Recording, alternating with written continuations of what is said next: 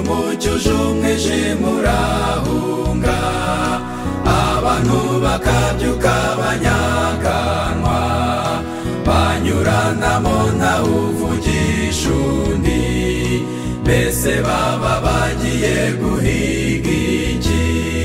Bamwe baba bagenda mu modoka, abandi bakuhanya n'amaguru, ngo bagiye gushaka imibereho, mbese burya bataha bayizanye.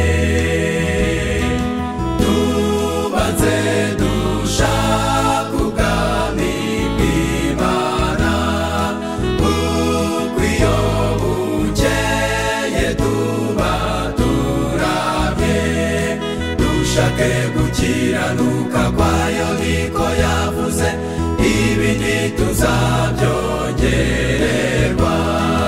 Dushake gukiranuka kwayo niko yavuze, ibindi tuzabyongererwa.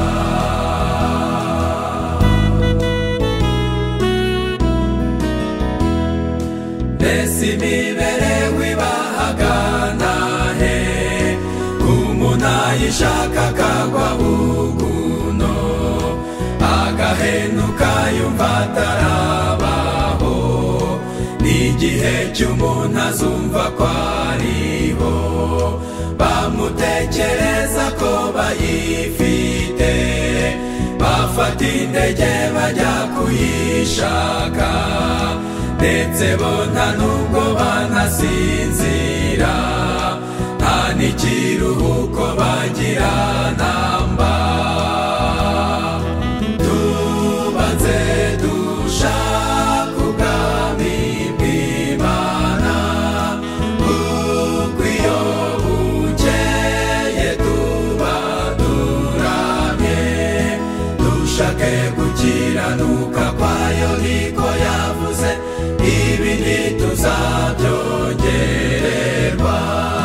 Dushake gukiranuka kwayo niko yavuze, ibindi tuzabyongererwa.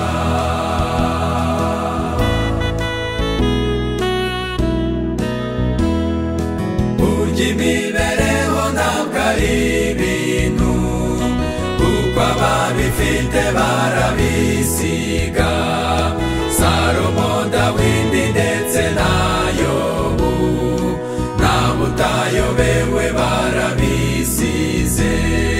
Dore ubugingo niyo mibereho, iri mu biganza by'uwaturemye, ni nawe dukesha kwinyagambura, tumushake bishoboka kwabonwa.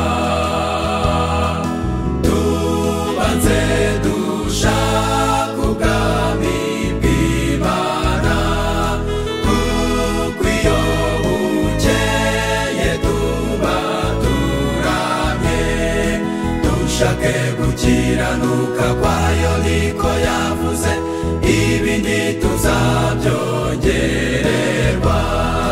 Dushake gukiranuka kwayo niko yavuze, ibindi tuzabyongererwa.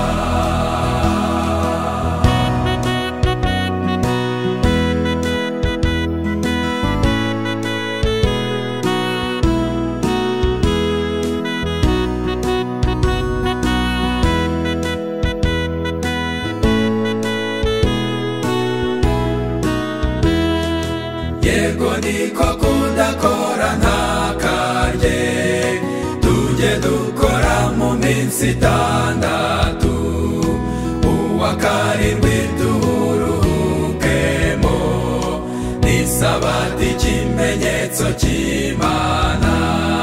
Ntidudashimishwa no kuruhuka, ngo dusiganwa tujya ku buriri, nta muganga kwajya bidutegeka, iyo twananije imibiri yacu.